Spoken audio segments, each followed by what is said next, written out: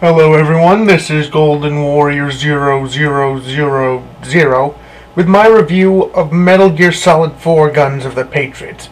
Now, I know the game's been out a while, but I didn't get my PlayStation 3 till just a little while ago, like maybe 2 months ago, if that.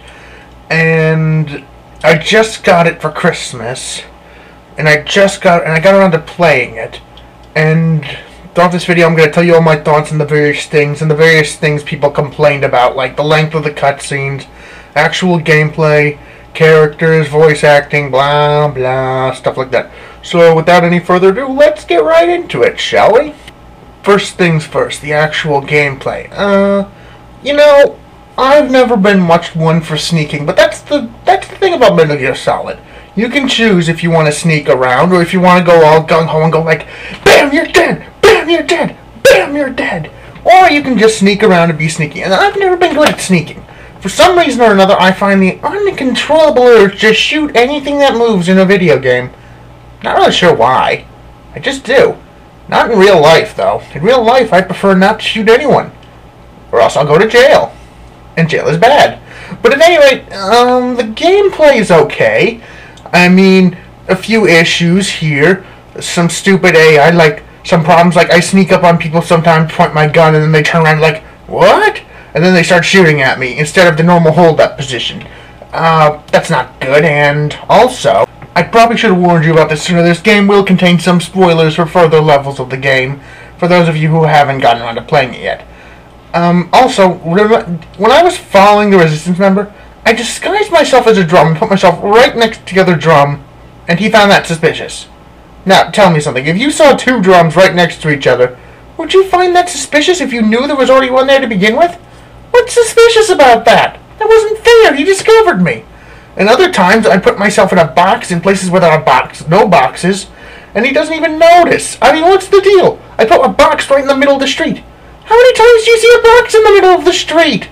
That wasn't fair. I mean, come on, he doesn't notice me when I'm in a place that's obvious. When I'm in a place that looks like I should be hidden, he notices right away. That's just not fair. Oh, let's see, what else? Oh, I know, the length of the cutscenes. People constantly complain about how long the cutscenes in this game are, and how little gameplay there's. You know what?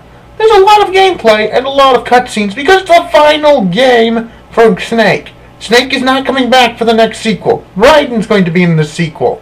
Snake needs to tie up all the loose ends in his storyline. Later, they'll tie up all the loose ends in Raiden's storyline in the next one. Of course, the next one's just a rumor. I don't even know if there will be a next one, but I've heard it's going to be based around Raiden. So, I'm just saying what I heard. If you hear differently, let me know. And I'll correct myself. Maybe. Possibly. Probably not. But anyway, on to some other things. The fights with some of the Easter eggs in the game, you really have to look for them. If you don't know where to find them, you're screwed. I mean, for instance, I can't think of anything. Also, at some points in the game, I'm like, what am I supposed to do now? Like, during the fight with Vamp, I had no idea what to do. If I didn't have my game guide, I wouldn't have known, oh, you're supposed to use the syringe to suppress the nano machines. How the hell am I supposed to know these things? Am I supposed to be psychic or something? And during the Metal Gear Rex thing, you're supposed to read the briefing, but nobody reads the instructions. How am I supposed to know all those things about him?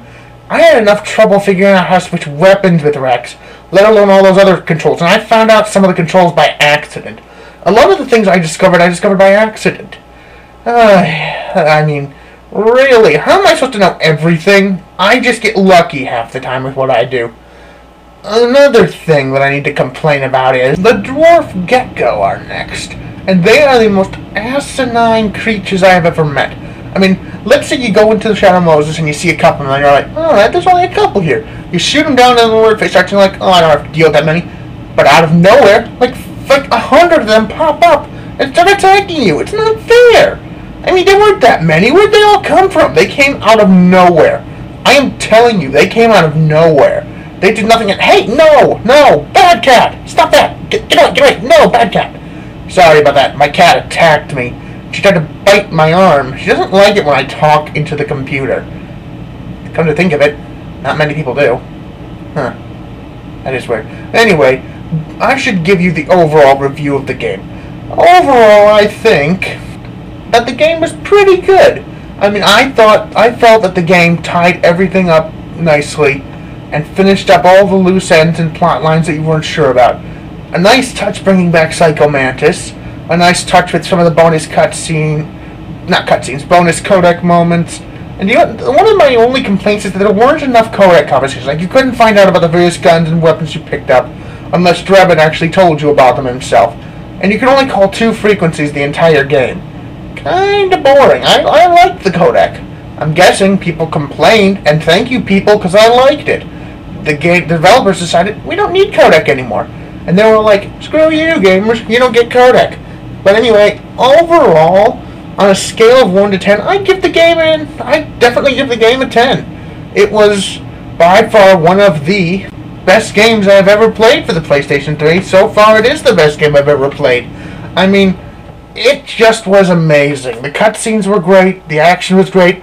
I may have had a few complaints here and there about a few things, but you know what? All those complaints don't mount up to enough to really warrant this game getting anything other than a 10 out of 10. I loved it, and and you know what? I hope there is a sequel starring Raiden, because Raiden, if you get to fight a cyborg ninja Raiden, that would be awesome. I mean, you get to slash people into pieces. You probably won't get that effect. You probably won't have that much of an effect in the game, because they're probably not going to think, oh, the gamers want to slash enemies into pieces and destroy Gecko with swords. No, the developers won't think of that. But anyway, this has been Golden Warrior 0000 with his first ever game review, and I bid you adieu.